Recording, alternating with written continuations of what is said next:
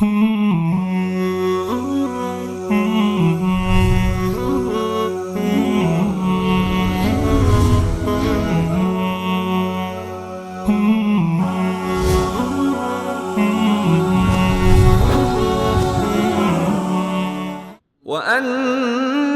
هذا صراطي مستقيما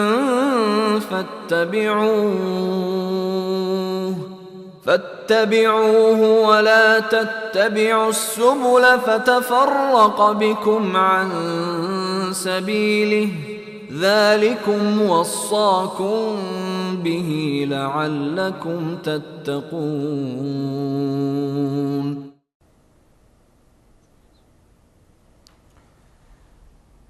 بسم الله والصلاة والسلام على رسول الله وعلى آله وصحبه و من والاه، اما بعد.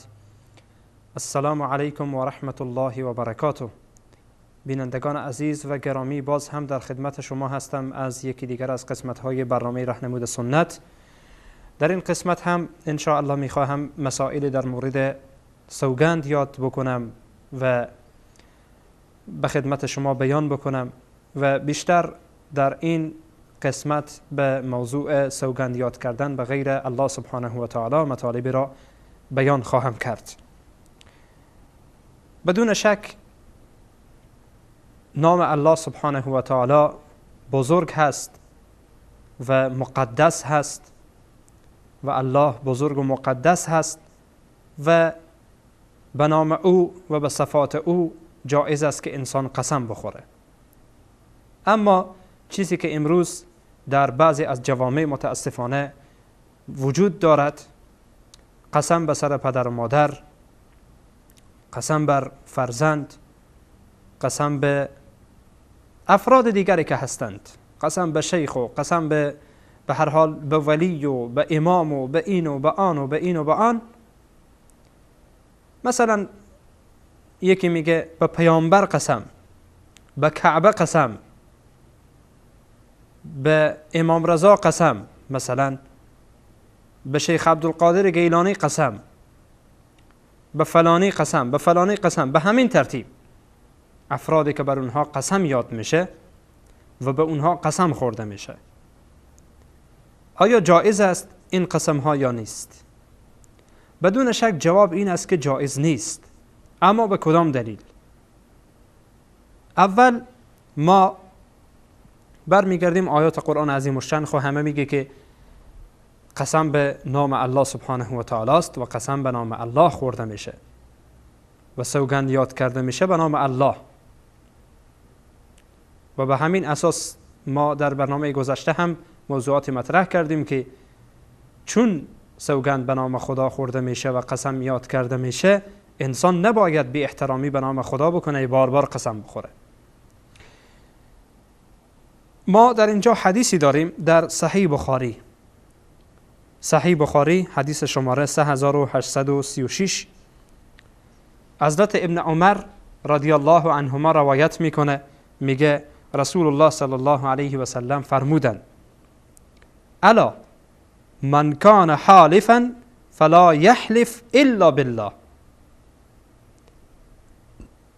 هر کس که قصد قسم خوردن دارد و میخواهد قسم یاد بکند، فلا یحلف الا بالله، قسم یاد نکند مگر به نام پروردگار، مگر به الله قسم بخورد. یعنی قسم یاد کردن فقط به الله هست، سوگند یاد کردن فقط به الله هست، برای غیر الله جایز نیست. چون در اینجا پیامبر علیه السلام نهی میکنند فلا یحلف الا بالله، قسم نخورد مگر برای پروردگار، نهی میکنند و نهی حرمت میرسانه، الا این که صارفی بیاید و آن را مکروه کند. مطلق نهی تحریمه. پیامبر علیه السلام نهی میکنن حرامه که انسانی به غیر نام الله قسم بخوره. و در ادامه عبدالله ابن عمر رضی الله عنهما میگه فکانت قریش تحلف بآبائها، میگوید که قریش به پدران خود قسم یاد میکردند، به پدران خود قسم میخوردند. پیامبر علیه السلام فرمودند لا تحلفوا بآبائکم، به پدران خود قسم نخورید، به پدران خود سوگند یاد نکنید. این هم نهی. پیامبر علیه السلام نهی میکنند لا تحلفوا بآبائکم، به پدران خود قسم یاد نکنید و سوگند نخورید. و همچنین در حدیث دیگری که از عمر رضی الله عنه آمده بیان میکند که من به پدر خود قسم یاد کردم و پیامبر علیه السلام شنیدند. بناهن فقال رسول الله صلی الله علیه و سلم، پیامبر علیه السلام فرمودند ان الله ینهاکم ان تحلفوا بآبائکم، الله سبحانه و تعالی شما را منع میکنه و نهی میکنه این که شما به پدران خود قسم یاد کنید. در روایت این روایت در سنن ابن ماجه آمده، حدیث شماره 2094. در حدیث دیگری که باز هم امام بخاری روایت میکنه، حدیث شماره 6646 از عبدالله ابن عمر، باز هم روایتی که میگه رسول الله صلی الله علیه و سلم دیدن که عمر ابن خطاب رضی الله عنه قسم میخورد به پدرش. پیامبر علیه السلام فرمودند الا ان الله ینهاکم ان تحلفوا بآبائکم، بدانید، آگاه باشید که الله متعال شما را منع میکند این که شما به پدران خود قسم یاد کنید. من کان حالفا فلیحلف بالله، پس کسی که قسم میخورد باید به الله قسم بخورد. او لیصمت، یا این که ساکت بشه، یا این که اگر قسم میخوره به الله قسم بخوره، یا این که کاملا ساکت باشه، به نام به غیر الله سبحانه و تعالی قسم یاد نکنه، به پدر خود قسم یاد نکنه. وقتی که ما این حرف را میزنیم، حدیثی که در سنن ابن ماجه و در حدیثی که در صحیح بخاری آمده، دشمنان عمر ابن خطاب و دشمنان صحابه رضوان الله علیهم اجمعین دهانشان باز میشه، میگه دیدی عمر به پدر خود قسم یاد کرد و پیامبر او منع کرد. اول اینکه صحابه رضوان الله علیهم اجمعین تربیه شدگان دست پیامبر هستند. صحابه رضوان الله علیهم اجمعین این گونه نبوده که اول اینها همه اصلاح بوده باشند، بلکه تربیت شده دست پیامبرند و قرآن برای تربیت آمده، اسلام برای تربیت این طایفه و این مردم و این گروه و این همه جماعت انسان ها آمده. پیامبر برای تربیت آمده. اگر اینها همه تربیت می بودن، خب پیامبر چی نیازی به آمدن داشت؟ چی نیازی به پیامبر بود؟ چی نیازی به قرآن بود؟ چی نیازی به اسلام بود؟ اسلام و قرآن و پیامبر و همه اینها آمدن برای تبلیغ، برای فهماندن مردم، برای اصلاح کردن مردم. ما نمیگوییم که همه صحابه از راه همه اصلاح بودند، بلکه اینها تربیت شدن به دست پیامبر و این در واقع صفت نیکی است برای عمر رضی الله عنه که پیامبر با صراحت کامل برایش میگه که کار انجام ندی که گناهه. اگر پیامبر سکوت میکردن در مقابل این بحث جدایی بود، اما رسول الله صلی الله علیه و سلم او را زجر ندادن، زجر نکردن. ای روافض، عقلتان کجاست؟ پیامبر این را زجر نکردن که ای عمر تو دیگه حالا کافر شدی، چرا این حرف را زدی؟ پیامبر علیه السلام اتمام حجت میکنن لا تحلفوا بآبائکم، با پدران خود قسم نخورید که این جایز نیست. پس بناهن پیامبر برای تربیت این طایفه و این قشر و این مردم آمده. این اول. ثانیاً در روایتی که در سنن ابن ماجه این روایت را به خدمت شما عزیزان روایت کردم، در اخیر این روایت چیزی آمده که دهان اینها را میبنده. مشکل روافض در چی هست؟ مشکل روافض و مشکل اهل بدعت در کل این است که متاسفانه میخوانند که الله متعال میگه فویل للمصلین، میگن خدا گفته نماز نخوانین، خدا گفته که وای بر نمازگزاران، هلاکت باد بر نمازگزاران. خلاص الله گفته نماز نخوانین، الله گفته هلاکت بر نمازگزارها. فتوا میدن. اما این که بعدن را بخوانن که الله چی میگه، فویل للمصلین الذین هم عن صلاتهم ساهون، کسانی که از نماز خود غافلن، اینها را خداوند متعال میگه ویل بر اینها باد، نه که بر کل نمازگزارها.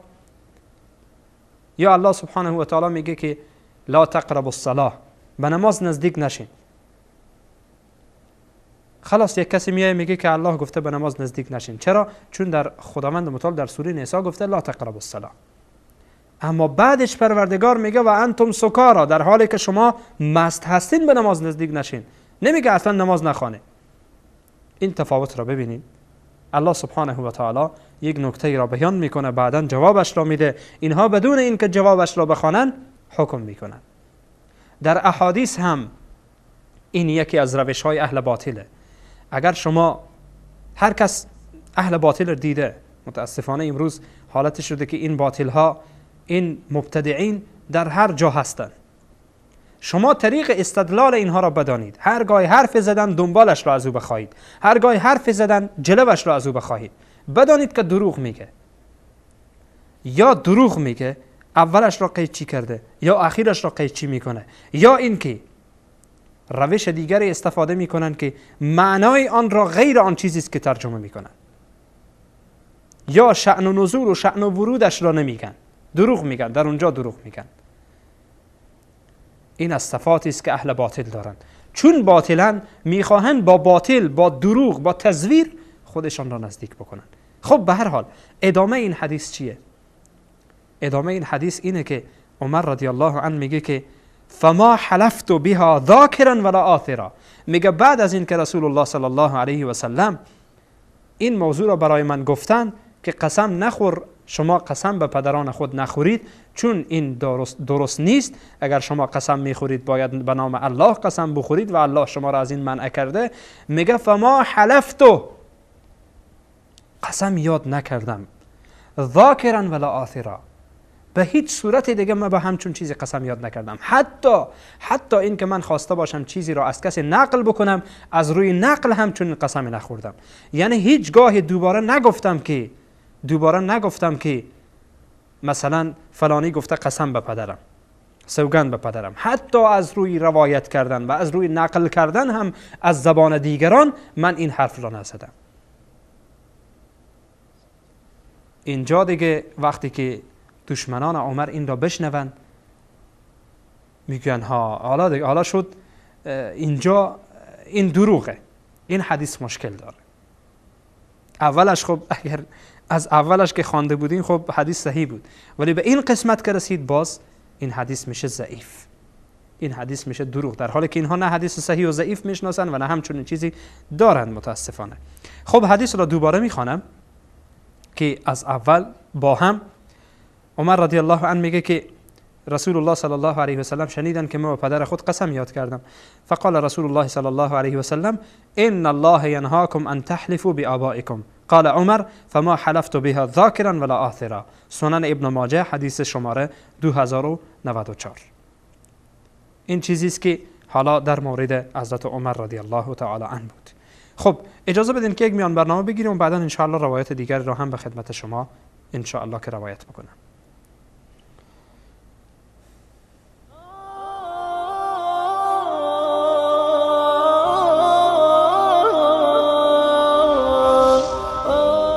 وصال حق گامی در راستای بیداری.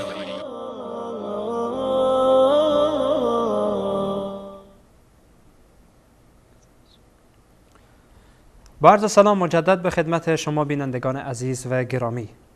باز هم در خدمت شما هستم از ادامه برنامه راهنمود سنت. در مورد این حرف می زدیم که در اسلام، در سنت رسول الله صلی الله علیه و سلم و در قرآن عظیم الشان چیزی که برداشت میشه این است که و به صورت صریح که قسم یاد کردن به غیر الله سبحانه و تعالی درست نیست و جایز نیست. حدیث دیگری که در سنن ابی داوود آمده با تفصیل بیشتری که در احادیثی که قبل از میان برنامه بیان کردم. حضرت ابی هریره رضی الله عنه میگه که رسول الله صلی الله علیه و سلم فرمودن لا تحلفوا بآبائکم، به پدران خود قسم یاد نکنید، ولا به امهاتکم، به مادران خود هم قسم یاد نکنید، نه به پدران خود و نه به مادران خود. خب اگر شخصی به پدر خود قسم یاد میکنه نباید بکنه، حالا همینجا دست نگه بداره.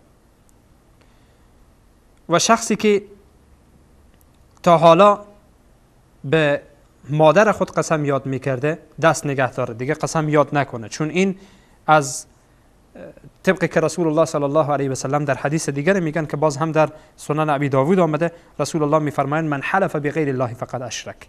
هر کس که به غیر نام خدا قسم یاد بکنه به الله شریک قائل شده، مرتکب شرک شده، شرک اصغر است. پس بناهن باید انسان مؤمن از قسم یاد کردن به پدر، از قسم یاد کردن به مادر، از قسم یاد کردن به هر کسی دیگر غیر از الله سبحانه و تعالی دست نگه بداره. در ادامه پیامبر علیه السلام میفرمایند لا تحلفوا بآبائکم ولا بامهاتکم ولا بالانداد. به این ند و شریک هایی که شما برای الله سبحانه و تعالی ساخته اید به اینها هم قسم یاد نکنید، به اینها هم قسم نخورید. ولا تحلفوا الا بالله، به صورت کل ولا تحلفوا الا بالله، قسم یاد نکنید مگر به الله سبحانه و تعالی، جز الله به کسی دیگر قسم یاد نکنید. خیلی واضح و شفاف پیامبر علیه السلام بیان میکند ولا تحلفوا الا بالله، قسم یاد نکنید مگر به الله سبحانه و تعالی. ولا تحلفوا بالله الا وانتم صادقون، به الله قسم یاد نکنید مگر اینکه سوگند یاد نکنید مگر اینکه شما راستگو و صادق باشید. از دروغ قسم نخورید که موضوع سوگند غموس یا سوگند دروغ هست که ان شاء الله در برنامه‌های بعدی به این موضوع هم اشاره خواهیم کرد که حکمش چیست. حالا رسول الله صلی الله علیه و سلم در اینجا چند نکته بیان کردند. اولا به صورت خصوص پدر، مادر، انداد بیان کردند.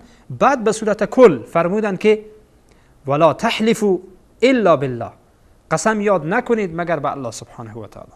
بعد از آن یک چیز دیگر را فرمودند که ولا تحلفوا بالله الا وانتم صادقون، برای الله سبحانه و تعالی اگر قسم یاد کردید قسم یاد نکنید مگر اینکه شما صادق و راست باشید، یعنی از روی راست قسم بخورید، دروغ قسم نخورید به الله. این حدیث در سنن ابی داوود آمده، حدیث شماره 3248. حضرت عبدالله ابن مسعود رضی الله تعالی عنه، حدیثی که بر ایشان موقوف هست، میگه من دوست دارم که قسم به الله، من میگه که حاضرم که قسم دروغ به الله بخورم، یعنی دروغ به الله قسم بخورم، ولی دوست ندارم که به غیر نام الله قسم بخورم. میگه که لأن احلف بالله کاذبا احب الی من ان احلف بغیره و انا صادق. میگه به نزد من بهتر این است که من اگر خواسته باشم قسم بخورم، یعنی نه که من حتما این کار انجام میدم، یعنی از روی این حرف میزنه که اگر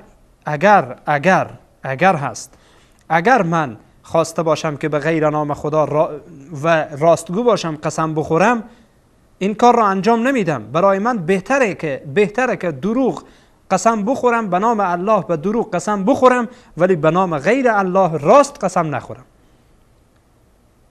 یعنی حاضرم که بگم به سر فلانی و در حالی که حاضر نیستم که بگویم به سر فلانی در حالی که راست هست، ولی حاضرم که به جای این قسم دروغ بخورم ولی نام خدا باشه در آن. چرا؟ به خاطر که اگر انسان به غیر نام الله سبحانه و تعالی قسم بخوره، این انسان شرک را مرتکب میشه. به غیر الله سبحانه و تعالی قسم یاد بکنه و سوگند بخوره، این انسان شرک را مرتکب میشه. اما اگر فردی بیای قسم به الله بخوره ولی دروغگو باشه در این قسم خود، گناه کبیره مرتکب میشه. تفاوت در چیست؟ تفاوت در اینه که گناه کبیره سبکتر از شرکه. و حضرت عبدالله ابن مسعود رضی الله عنه هم همین موضوع را میگه به نزد من بهتر از اینه که شخص، به نزد من بهتره که انسان به غیر نام الله قسم بخوره، به غیر الله تبارک و تعالی قسم بخوره و راستگو باشه، بهتره که این فرد قسم بخوره و دروغگو باشه ولی به الله قسم بخوره. به خاطر اینکه گفتیم یکی گناه کبیره که قسم دروغ به الله هست و یکی شرک. پس بناهن مقام شرک، جرم شرک، گناه شرک بالاتر از گناه کبیره. به همین اساس حضرت عبدالله ابن مسعود رضی الله تعالی عنه این مورد را بیان میکنه.